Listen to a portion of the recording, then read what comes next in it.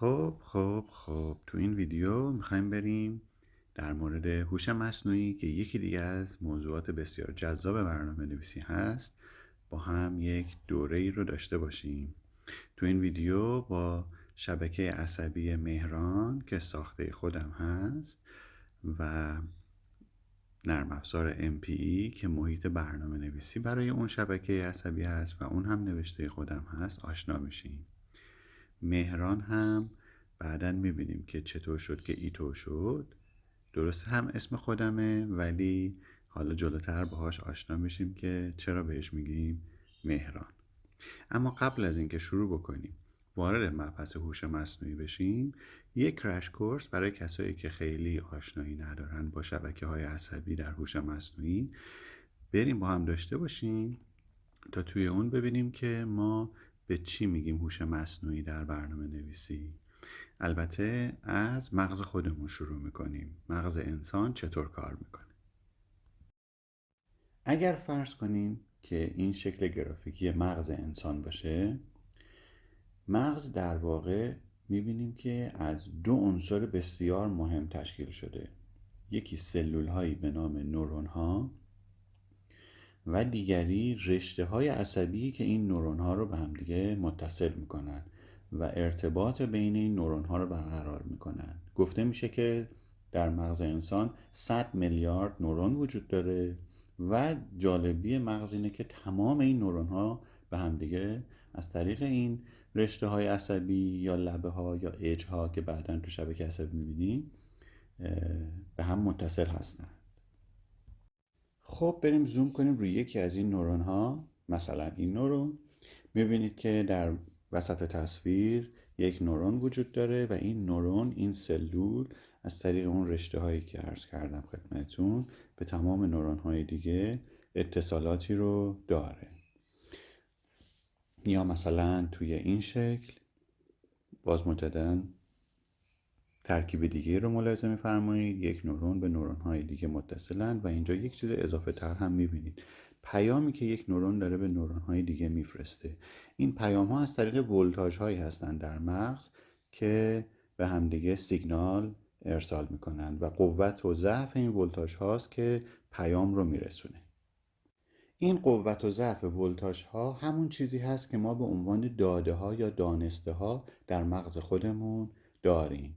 هر جا ولتاژ ها کم و زیاد باشن، ترکیب اونها یک دانشی رو در مغز ما ثبت و ذخیره میکنه.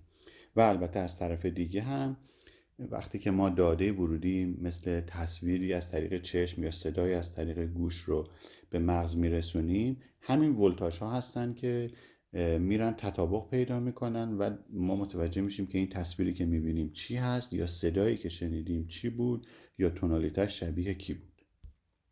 اینها موضوعات بسیار ساده فیزیولوژی مغز هستند، اما اگر شما علاقه داشتید بیشتر تحقیق کنید، در این تصویر Basic Neuron Design میبینید که اجزای مختلف نورون و اون اتصالات بین نورون ها چه اسامی دارن و میتونید با سرچ و جستجو در مورد اینها بیشتر در این زمینه تحقیق و مطالعه بکنید که از مبحث ما دیگه از اینجا به بعد خارج میشه. ما با فیزیولوژی زیاد کاری نداریم، میخوایم برگردیم به مبحث برنامه نویسی و ببینیم که یک نورون در برنامه نویسی به چه شکل است.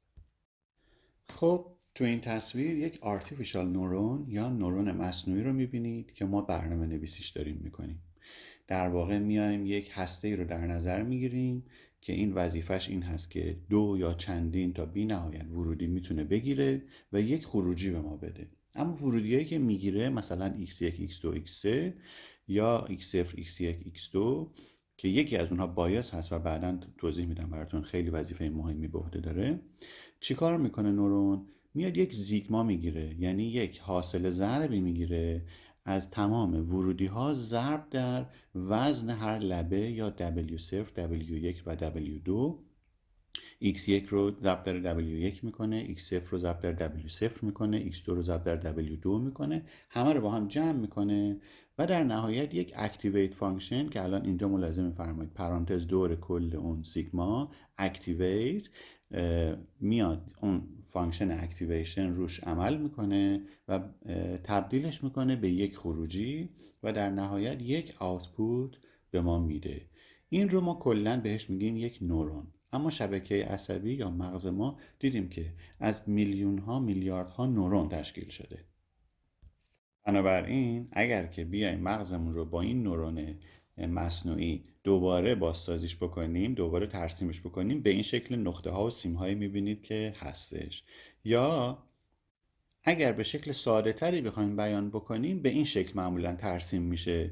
اون دایره های قرمز نورون ها هستن و اون خطوط قرمز لبه ها، اج ها و یا وزن هایی هستن که این نورون ها رو به همدیگه متصل میکنن. بنابراین حالا بیایم ببینیم که یک شبکه عصبی که حالا با این تفکر ساختیم از چه اجزایی در واقع تشکیل میشه. اون چه که در سمت چپ میبینیم بهش میگیم لایه ورودی. ورودی های ما برای شبکه عصبی از اینجا داده هاش وارد شبکه میشن و شبکه رو فعال میکنن. داده های ورودی میتونن یک تصویر باشن، میتونن فرکانس های یک صدا باشن، میتونن داده های یک نمودار بورس باشه که میخوایم پیش بینی بکنیم که مثلا در چند روز آینده بورس به چه شکل خواهد بود و انواع و اقسام داده های دیگه در فضاهای پروژه های مختلف. لایه بعدی اون 5 تا نورونی که در سمت راستش میبینیم اصطلاحاً بهش میگیم لایه های پنهان، لایه هایی که دیتای ما رو نگه میدارن. ممکنه یک لایه باشه و ممکنه بیشتر از یک لایه تا چندین لایه داشته باشیم در اونجا. نمونه هایی رو بعداً خواهیم دید. اما همیشه یک لایه در سمت راست در انتهایی ترین بخش شبکه عصبی میبینیم، لایه آخر که همیشه لایه خروجی هست و ما اونجا آوتپوت رو از شبکه عصبی میگیریم. این آوتپوت ها میتونن 0 و 1 باشن یا اعدادی بین 0 و 1 یا حتی منفی 1 تا 1 یا اعدادی که بر حسب هر پروژه تعریف شدن. از این لایه استفاده میکنیم هم در زمان تربیت و آموزش شبکه، تعلیم شبکه، ترینینگ، که ببینیم میزان خروجی هایی که داره سیستم به ما میده با اون چه که انتظار داریم چقدر متفاوته تا بعد شبکه عصبی رو اصلاح کنیم و بعد از اینکه شبکه عصبی تعلیم یافت، اون وقتی که ورودی هایی رو بهش میدیم که تا حالا شبکه عصبی ندیده، از لایه خروجی با همون عملیاتی که نورون ها انجام میدن خروجی هایی رو خواهیم گرفت و بر مبنای خروجی کلاسیفیکیشن یا دیسیژن خودمون رو انجام میدیم و متوجه میشیم که ورودی چی بوده. خب حالا که با لایه های شبکه عصبی آشنا شدیم، بریم اجزای اون رو نامگذاری هم بکنیم. مثلا در لایه ورودی میگیم این ورودی 1، این ورودی 2، این ورودی 3 و ورودی شماره 4. در لایه پنهان میگیم این نورون شماره 1، نورون 2 و به همین ترتیب نورون 3، نورون 4 و نورون شماره 5. خب در اولین قدم چه اتفاقی میفته؟ این هستش که ورودی شماره 1 به تمام نورون‌های لایه پنهان منتقل میشه. یعنی اطلاعات خودش رو از طریق این کانکشن هایی که داره به اون نورون ها منتقل میکنه. ورودی شماره 1 به تمام نورون ها 5 نورون لایه پنهان. اما به شکل ساده نه، هر کدوم از اونا ضرب در یک ضریبی میشن که ضریب اون اج یا روی اون لبه نوشته شده. الان اینجا براتون مشاهده میکنید که هر کدوم از این لبه ها داره یک ضریبی هستن. پس ورودی 1 ضرب در 3، ضرب در 2، 7 و ضرب در سایر اعداد میشه و به هر کدوم از اون نورون ها وارد میشن. به همین ترتیب ورودی شماره 2 هم به لایه پنهان منتقل میشن با ضرایب روی هر کدوم از اون لبه ها و ورودی 3 هم به همین ترتیب به همه اون نورون های لایه پنهان وارد میشن و در نهایت ورودی 4. بعد از اینکه این اتفاق بیفته، حالا هر کدوم از نورون ها میتونن به لایه بعدشون، یعنی لایه خروجی که در اینجا میبینید نورون شماره 6، نورون شماره 7 و نورون شماره 8 هست برسونن. نورون شماره 6 خروجی 1 رو به ما میده. خب نورون شماره 1 قراره به تمام لایه خروجی اطلاعات خودش رو بفرسته، یعنی به نورون شماره 6 و 7 و 8 با اون ضرایبی که در حافظه خودش داره و ما به اونها میگیم اطلاعات ذخیره شده در شبکه عصبی. به این ترتیب اگر همه نورون های لایه پنهان بیان اطلاعات خودشون رو به نورون شماره 6 بدن، نورون شماره 6 میتونه عمل سیگما و اکتیویشن فانکشن رو انجام بده و خروجی شماره 1 رو بده. به همین ترتیب خروجی شماره 2 حاصل این هستش که تمام نورون‌های لایه پنهان اطلاعات خودشون رو منتقل کنن به نورون شماره 7 که همون خروجی 2 ما رو تشکیل میده و اگر لایه پنهان اطلاعات خودش رو به نورون شماره 8 هم منتقل کنه، خروجی شماره 3 ما به این ترتیب حاصل میشه. بنابراین ما در نهایت خروجی شماره 1 و 2 و 3 رو به این ترتیب خواهیم داشت و بر مبنای آنچه که ما در خروجی از داده ها تحویل گرفتیم میتونیم تصمیم بگیریم که کلاسیفیکیشنی که انجام میدیم روی اون داده اولیه هوش مصنوعی اینجا وارد شده و داره میگه که اون ورودی اولیه چه خروجی رو در نهایت خواهد داشت. عین کاری که در مغز ما اتفاق میفته، یک سری اطلاعات ورودی رو میگیره و در نهایت یک تصمیمی رو میگیره یا یک چیزی رو تشخیص میده. خب اینا رو به طور کلی حالا ما دیگه داریم در یک تصویر میبینیم که شبکه عصبی به چه شکل است و چه جوری کار میکنه. یه چند تا شکل گرافیکی هم براتون نشون بدم که همین توضیحاتی رو که براتون دادم اینجا داره به شکل گرافیکی میگه. مثلا در اینجا با 2 تا لایه پنهان هیدن لیر داره این کار رو انجام میده. لایه اول اینپوت لیر و لایه بعدی هیدن لیر.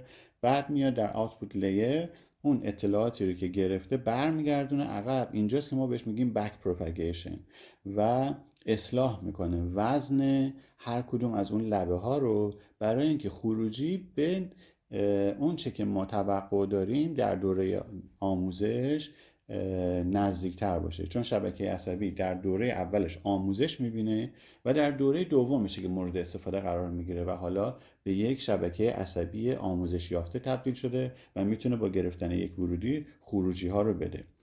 اینجا فید فوروارد رو میبینید که اطلاعات چطور به جلو حرکت میکنن. بعد بک پروپاگیشن بی پی رو میبینید که به سمت عقب برمیگرده و وزن هر کدوم از اینها رو اصلاح میکنه.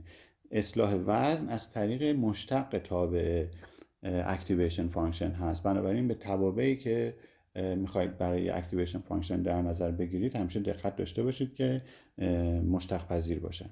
خب اینجا هم داریم یه نمونه دیگه میبینیم با چندین نورون در لایه میانی و چندین لایه که اینجا خروجی رو میگیره، نگاه میکنه چقدر با اون چه که توقع داشته اختلاف داره، اختلاف رو برمیگردونه به شبکه عصبی و بهش آموزش میده که چه خروجی رو ازش توقع داشته. یا اینجا یک 5 رو میبینید دستنویس اون بالا نوشته شده و شبکه عصبی تشخیص میده که این همون 5 خودمون هستش.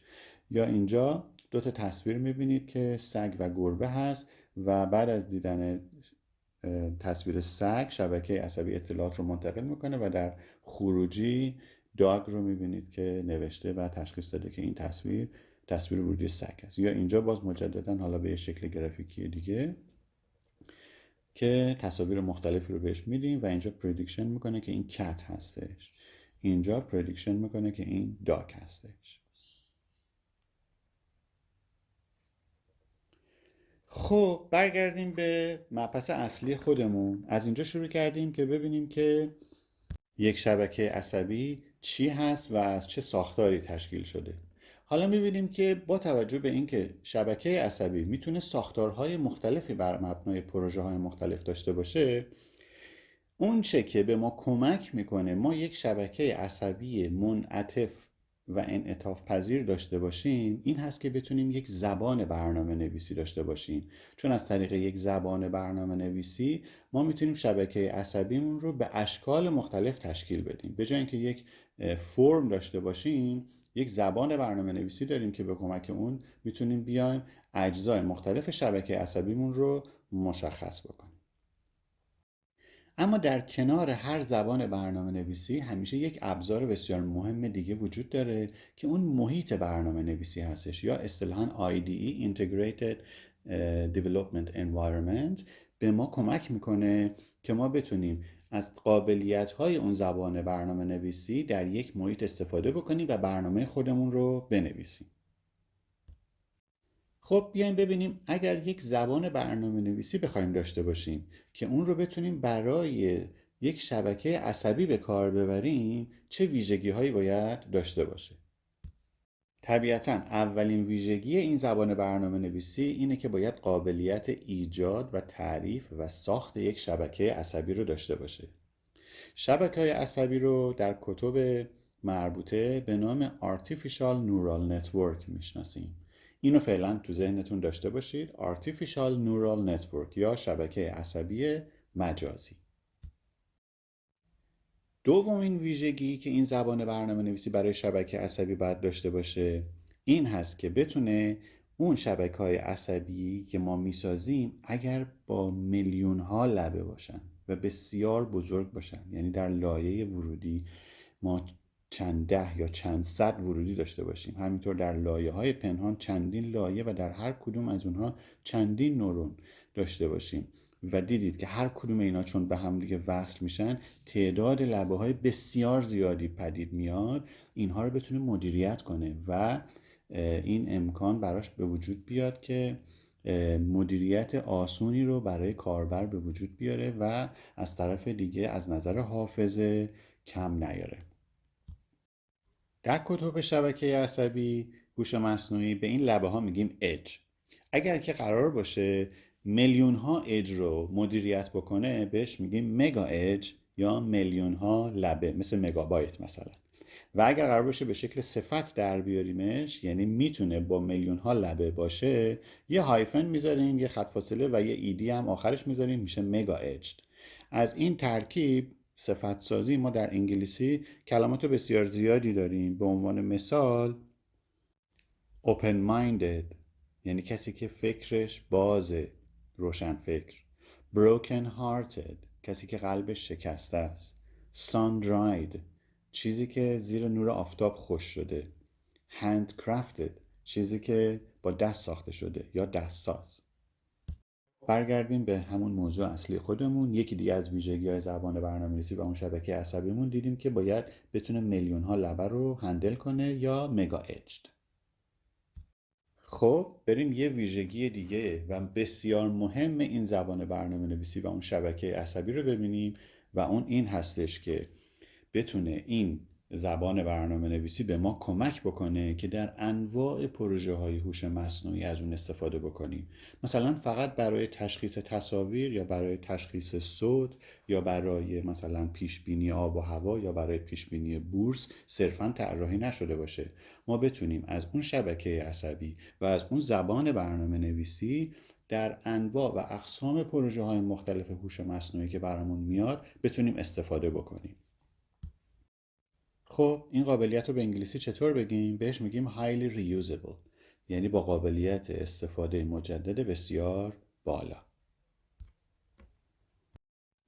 خب حالا با این تعاریفی که کردیم میتونیم زبان برنامه نویسی که برای شبکه عصبی میخوایم به کار ببریم رو به این شکل بگیم Mega Edged Highly Reusable Artificial Neural Network، که اگر اون رو به شکل مخفف در بیاریم میشه MEHRANN.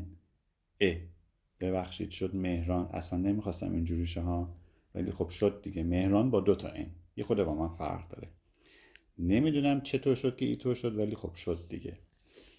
کسی نیاد بگه پارتی بازی کرده اسم خودشو واسه این زبان برنامه نویسی انتخاب کرده. خب قبلا گفتیم که اگر ما یک زبان برنامه نویسی داشته باشیم یه چیز خیلی مهمتر، یک ابزار مهمتر هم در کنارش لازم داریم و اون محیط برنامه نویسی هستش که ما از این زبان بتونیم در اون استفاده بکنیم. محیط برنامه نویسی که برای این شبکه عصبی مهران و این زبان در نظر گرفته شده MPE هستش. خود MPE مخفف مهران با 2 تا n، مهران Programming Environment یا محیط برنامه نویسی به زبان مهران هستش. خب اگه بخوام همه این اطلاعات رو در یک صفحه به شما نشون بدم میشه این که حالا متوجه میشیم که مهران اون شبکه عصبی و زبان برنامه نویسی چی هست و MPE که محیط برنامه نویسی به زبان مهران هست چی هستش. خب حالا میتونیم برگردیم به اون بحث اولیه‌مون که این بود که چطور یک شبکه عصبی میتونیم بسازیم برای اینکه بتونیم در یک پروژه هوش مصنوعی استفاده بکنیم، اما نه با نرم افزارهای دیگه، با نرم افزار MPE و به کمک زبان مهران. این نرم افزار رو من در سال 2004 در زمانی که فوق لیسانس کامپیوتر رو در دانشگاه منچستر متروپولیتن میگذروندم نوشتم و از اون به جای برنامه مطلب استفاده میکردم. بچه های دیگه پروژه هاشون رو با مطلب انجام میدادن، من با نرم افزاری که خودم نوشته بودم پروژه های هوش مصنوعی رو انجام میدادم، چون دوست داشتم بعد از اینکه این رشته رو تموم میکنم یک محصول و یک خروجی خیلی خوب هم داشته باشم. اون چه که دیدید اسپلش اسکرین اول نرم افزار بود. نرم افزار محیطی شبیه به این داشت، یک همچین اسپلش اسکرینی می آمد اولش و میرفت و میتونستیم وارد محیط برنامه نویسی بشیم. الان ما میخوایم بخش about رو ببینیم که لینک هایی رو به سایتی که هلپ برنامه توش بود و سایت خودم داشت. اینجا محیط اصلی برنامه نویسی رو میبینیم که در سمت چپ بخش هلپ هستش، تمام کیورد ها، فانکشن ها، اپراتورها و غیره رو در این قسمت میبینیم. برای یادآوری کاربر هست و در سمت راست میتونیم برنامه بنویسیم. الان میخوایم یه برنامه خیلی ساده بنویسیم که ببینیم زبان مهران زبان خیلی پیچیده ای نیست، خیلی شبیه به بیسیک و سی پلاس پلاس هست. به عنوان مثال یک متغیر اینتیجر تعریف کردیم i، حالا تو خط بعدی اومدیم با i مساوی با 17 قرار دادیم و تو خط آخر گفتیم پرینت کن 3 ضرب در i به شکل استرینگ به اضافه 3 ضرب در i به شکل محتوا. یعنی چاپ کن که 3 رو اگر ما ضرب در آی کنیم چند خواهد بود، ولی بنویس که 3 ضرب در آی مساوی است با چند. خب وقتی که موسمون میبریم رو کلید بالا میگه که برای ران میتونید کلید F5 و F6 رو بزنید و خروجی برنامه رو ببینیم بعد از اینکه اجرا میشه به شکل 3 ضرب در آی مساوی با 51 در این قسمت ملاحظه میکنیم. این یه برنامه بسیار ساده است که هر برنامه نویسی ببینه متوجه میشه که ساختار این زبان مثل زبانهای دیگه یک زبان کاملا استاندارد هستش. خب دیگه میخوایم بریم که با نرم افزار MPE آشنا بشیم، آشنایی کامل، برای اینکه یک شبکه عصبی رو ببینیم چطور توش تعریف میکنیم به زبان مهران و این شبکه‌های عصبی از نوع BPNN هستن. آموزشش رو الان میبینیم که چطور با داده ها آموزش پیدا میکنن، داده هایی که میره از توی یک فایل میخونه و در زمان آموزش به ما ارورها رو نشون میده، میزان ارور و همینطور پرفورمنس شبکه در هر لحظه. الان اینجا داره فایل برنامه رو لود میکنه، عین برنامه‌های معمولی که مینویسیم در یک فایل ذخیره میکنیم. میتونیم اینجا برنامه هامون رو بریم ذخیره بکنیم و بعدا دوباره لود بکنیم، شبکه عصبی رو با داده های جدید تعلیم و آموزش بدیم و از اون تو مراحل بعدی بعد از اینکه تعلیم دادیمش ازش استفاده بکنیم و بهش داده هایی که تا حالا ندیده رو بدیم و ازش خروجی بگیریم. خب اینجا سمت چپ میبینید که متغیرهای مختلف رو داره نشون میده که حتی با کلیک روی متغیر میتونه بره اون متغیر رو برای ما در سورس برنامه‌ای که نوشتیم پیدا بکنه. این قابلیتی هستش که تو زبان‌های دیگه شما نمیبینید. الان اینجا محیطی هستش که شروع کرده به تعلیم شبکه عصبی و این پنجره‌ای هستش که توی اون RMS error رو میاد نشون میده، EMAX رو هم نشون میده و حالا با تعلیم شبکه و با نشون دادن داده هایی که برای ترینینگ استفاده شده داره شبکه به مرور یاد میگیره که این داده ها چه کلاسیفیکیشنی دارن. یه توضیح ساده براتون بدم، این داده های آزمایش خون افراد هست که میتونه شبکه عصبی اینجا بیاد از روی آزمایش خون افراد متوجه بشه که نوع بیماری قلبی که این فرد در حال حاضر داره یا در آینده ممکنه بهش مبتلا بشه چی هست. 300 نفر داده های آزمایش خونشون رو داشتیم و بیماری های قلبی که 5 کلاسیفیکیشن مختلف داشت، 5 نوع بیماری مختلف رو میتونست در افراد تشخیص بده. حالا اینجا داره شبکه عصبی که توی برنامه تعریف کرده بودیم رو نشون میده به شکل گرافیکی، برای اینکه بتونیم دید بهتری داشته باشیم که چه شبکه‌ای طراحی کردیم. داره روی اون زوم آوت میکنه، کمی کوچیکش کنه و حالا موسش رو روی هر کدوم از اون اج ها یا لبه ها، یادتون هست دیگه مگا اج یا میلیون ها لبه، ببینید الان برای یه شبکه عصبی خیلی ساده اون لبه ها به چه تعداد زیادی هستن. حالا اینجا میاد یک لایه به شبکه عصبی اضافه میکنه برای اینکه بتونه داده بیشتری رو ذخیره بکنه. البته میدونیم که همیشه نقطه اپتیموم وجود داره، نباید تعداد لایه ها رو خیلی زیاد یا خیلی کم قرار بدیم ولی دچار اوور ترینینگ یا آندر ترینینگ میشه. خب اینجا هم دوباره شروع کرده به تعلیم شبکه، هر لحظه داره RMS ارور رو نشون میده. باید خطای شبکه برسه به جایی که ما مد نظرمون هست و از اون طرف پرفورمنس رو هم داره هر لحظه روی داده هایی که به شکل تست بهش میده به ما میگه. الان با 86% داره درست تشخیص میده روی داده ها. مثلا از روی 300 تا داده میایم 10% رو میذاریم برای تست، 90% رو میذاریم برای اینکه شبکه رو آموزش بدیم. 270 تا از اونا رو میدیم به شبکه، شبکه خودش رو اصلاح میکنه و تعلیم میبینه، آموزش میبینه و از اون طرف میایم روی اون سیتای دیگه آزمایش انجام میدیم ببینیم آیا تونسته درست تشخیص بده که بیماری این افراد چی هست یا نه. الان روی بالای 80% داره تشخیص انجام میده. به 10,000 ایپوک همونطور که تو خود برنامه تعریف کرده بوده برنامه نویسش میرسه توقف میکنه.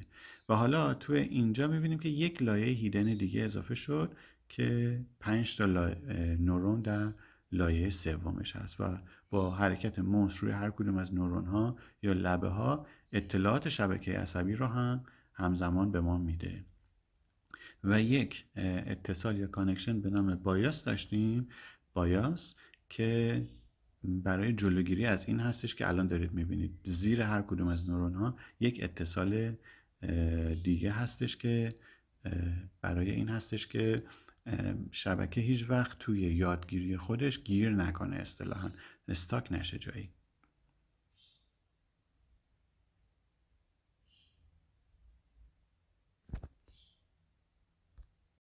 خب اینجا هم میریم در قسمت هلپ تمام کیورد ها، اپراتورها و غیره رو باز میکنیم که شما بتونید ببینید، متوجه بشید که این زبان از چه قابلیت هایی برخوردار هست. میتونید ویدیو رو پاز بکنید و کیورد ها، اپراتورها، فانکشن ها، توابع ریاضی و غیره رو و همینطور توابعی که مربوط به تعلیم شبکه عصبی هست رو در قسمت سمت چپ ملاحظه بفرمایید.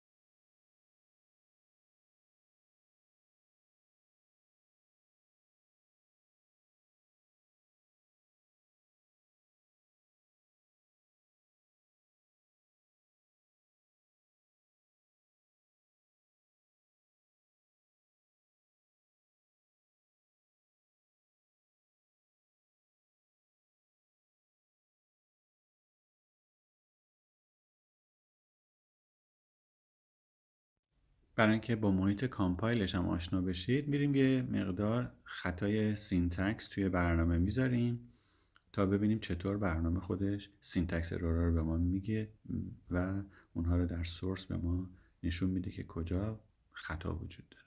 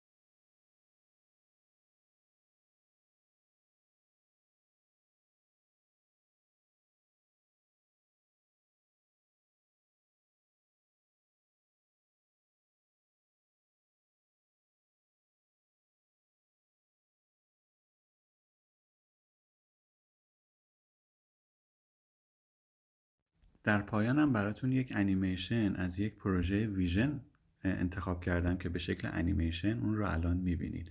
ملاحظه بفرمایید که به شکل دستنویس ما داریم با دست مینویسیم، ورودی ها وارد شبکه عصبی در قسمت بالا میشن و خروجی رو شما میبینید از 0 تا 9 تشخیص میده که اون چه که ما با دست نوشتیم چی هست. همینطور که داریم مینویسیم به صورت آنلاین عمل تشخیص رو انجام میده. الان مثلا میگه شبیه 1 هست، ولی به محض اینکه میایم تا اینجا میگه شبیه 4 هست و اینجوری که میشه میگه این دیگه عدد 9 هستش. ملاحظه بفرمایید. خب امیدوارم که از این ویدیو لذت برده باشین. من سعی کردم توی این ویدیو به شکل خیلی سریع برای کسانی که با شبکه‌های عصبی آشنا نیستن یک کرش کورس ساده گذاشته باشم تا با نحوه عملکرد نورون ها و مجموعه از نورون ها در یک شبکه عصبی آشنا بشن، متوجه بشن ورودی ها چطور وارد شبکه عصبی میشن و چطور ما از اون خروجی میگیریم. البته بحث تعلیم بحث بسیار پیچیده تری هست که من سعی کردم اون رو خیلی خلاصه در بین صحبتام براتون بگم و از طرف دیگه با شبکه عصبی به نام مهران و زبان برنامه نویسی مربوط به اون و همینطور نرم افزار MPE که محیط برنامه نویسی به زبان مهران هست آشنا شدیم و اگر علاقه من بودید میتونید این نرم افزار رو از وبسایت خودم دانلود بکنید و از اون استفاده بکنید در پروژه های مختلف.